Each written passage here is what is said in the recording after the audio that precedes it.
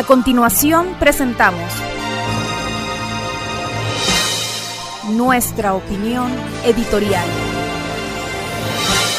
A propósito de Argentina 1985, hoy bien podríamos ocuparnos de la violencia de Zambrano y de sus colegas del partido de Jo en el Congreso, o de esa campañita ridícula de los cristianoides contra lo que llaman ideología de género, que en realidad es un ataque atroz a la doctrina de los derechos humanos.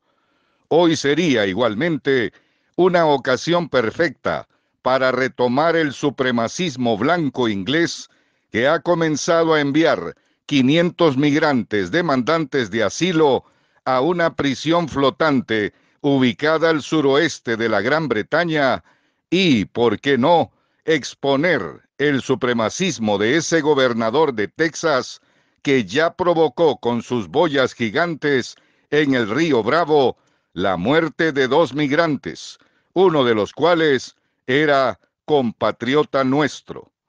Sería un día magnífico para advertir a Perú y Ecuador que, mientras más ocupados militarmente estén por el Comando Sur de Estados Unidos, como en efecto así sucede, más cerca estarán de la brutalidad y la violencia de las bandas criminales del narcotráfico. Todo está conectado, como en Honduras y México. La represión contra la insurrección de los pueblos profundos del Perú, después del golpe de Estado al profesor Castillo, que sigue secuestrado en Lima, y el asesinato del candidato presidencial Fernando Villavicencio en Quito por narcos conectados al cártel del Chapo en Jalisco, está relacionado con ese negocio estadounidense de debilitar estados para luego ponerlos al servicio del crimen organizado. Perú y Ecuador van a reemplazar la producción y el procesamiento de drogas hecho antes por Colombia y Paraguay, entre otros, y van a heredar esa brutalidad de bandas y cárteles que destruyen las instituciones del Estado de Derecho y aniquilan la tranquilidad de la población.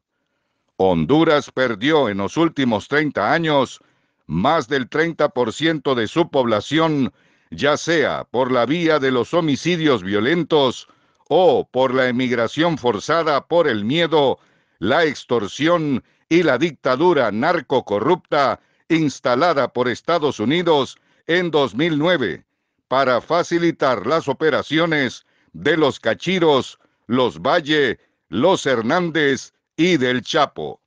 Esa dictadura se comió a mandíbula batiente lo que teníamos de Estado de Derecho, con total complicidad y ayuda del Departamento de Estado y todas las agencias policiales y de inteligencia que eligieron y reeligieron al dictador que ahora juzgan en Nueva York como uno de sus capos mayores.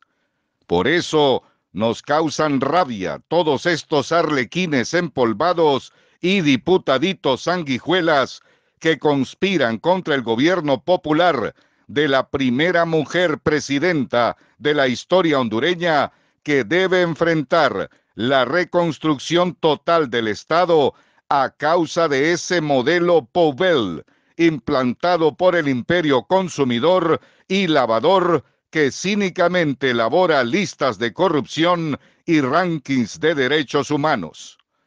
Todos esos temas son importantes de abordar en un programa de promoción y defensa de los derechos humanos, pero domina más la provocación que han lanzado con insistencia esta semana los corruptos generales Romeo Vázquez, Jun Pacheco y otros golpistas destructores de las Fuerzas Armadas de Honduras. Sin hablar de ellos, pero sí de sus colegas de 1985, esta semana asistimos a la presentación de la película Argentina 1985 en la embajada de ese país en Tegucigalpa. Nuestra compañera coordinadora, Berta Oliva, reflexionó sobre ese tema durante la velada. Lanzada este año, la película narra el juicio a la Junta Militar de los canallas Videla, Galtieri y Macera, que sometieron a ese país a una dictadura atroz, burlando los derechos humanos, torturando, desapareciendo gente inocente, creando un ambiente de miedo y utilizando a Mario Kempes para meter goles en el Mundial del 78 a fin de ahogar los gritos de las víctimas.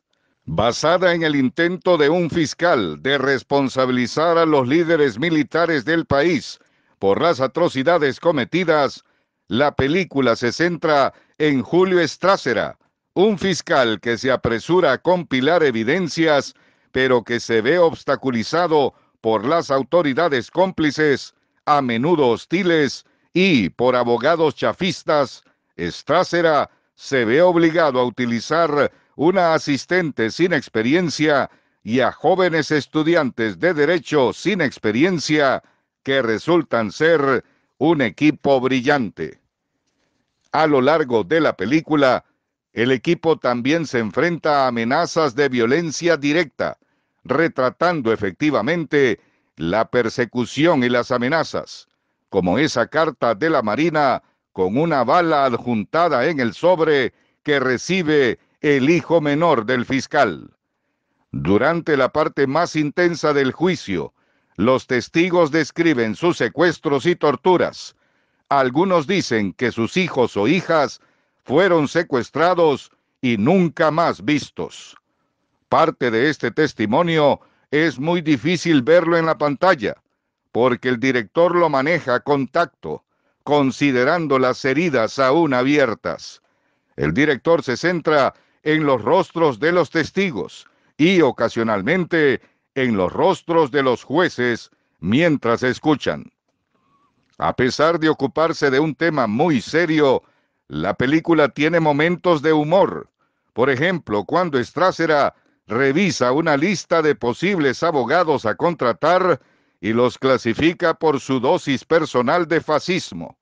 No facho, más o menos facho, muy facho. En general, Argentina, 1985, muestra lo difícil que es luchar contra la autoridad y el autoritarismo militar. Strássera sabe que hay dos juicios en curso, uno que se lleva a cabo frente a los jueces y otro que se hace en los medios para la gente de Argentina. La película utiliza a la madre del asistente del fiscal como representante de ese tribunal invisible de la opinión pública. Strássera cree que nunca podrá cambiar la opinión de la doñita conservadora porque viene de una familia militar y apoya a los chafarotes sin cuestionamientos, pero al final la cosa cambia. Viendo a los testigos narrar las atrocidades por siempre censuradas, la madre del joven fiscal admite que esas barbaridades no estuvieron bien y, por supuesto, no pudieron estar bien, porque fueron crímenes contra la humanidad. Fueron millares de jóvenes argentinos pasados por las armas de esos canallas cobardes de la Operación Cóndor, alumnos de la Escuela de las Américas. El veredicto final de la película puede no ajusticiar a los responsables, pero deja abierta la lucha del pueblo argentino, recuperando su democracia durante 40 años continuos hasta nuestros días. Berta Oliva, presente en la exhibición la noche del viernes, dijo precisamente que estuvo en febrero en Buenos Aires para recibir el premio Miñone y que allá conoció personalmente la antigua Escuela de Mecánica de la Armada, sitio de ocultamiento y torturas, convertido hoy en una ciudadela de amor y de justicia. Ahí funcionan el Ministerio de Derechos Humanos, la radio y la televisión de las abuelas de la Plaza de Mayo, entre otras instituciones de memoria, de justicia y de reparación. Dijo además que la película hace pensar la situación de Honduras, donde un grupo de militares entrenados por torturadores argentinos, israelitas y de la CIA aprendieron a desaparecer y a matar personas en este país, y que esos militares del 316, los que aún no han muerto, no han rendido cuentas a la humanidad.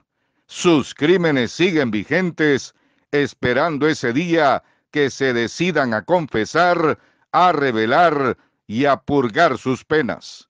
Argentina es un modelo en América por sus numerosos juicios aún abiertos contra la estructura militar y civil de 1985.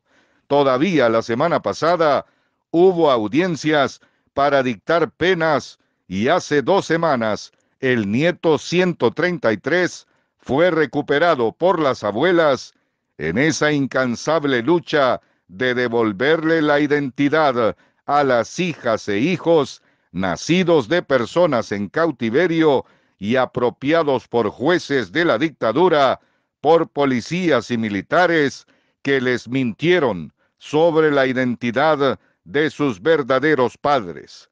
Esperamos que Argentina 1985 sea exhibida en los cines hondureños y cuanto menos muy pronto en la televisión estatal y en canales alternativos, para que juntos sigamos reflexionando sobre los hechos y los hechores, para los cuales decimos siempre, ni olvido ni perdón. Buenas noches. La memoria es un derecho. Si es histórica, es mejor. Es como un arma de los pueblos. Es algo que no se puede destruir con fuego, calumnias ni torturas. Está hecha a prueba de balas. El COFADE es una organización de resistencia moral y política contra la impunidad. Somos integrantes de la Federación Latinoamericana de Familiares de Detenidos y Desaparecidos, FEDEFAM, y pertenecemos a la Comisión Centroamericana de Derechos Humanos, CODEUCA, ambas organizaciones con carácter consultivo ante la ONU. Voces contra el olvido. Voces contra el olvido.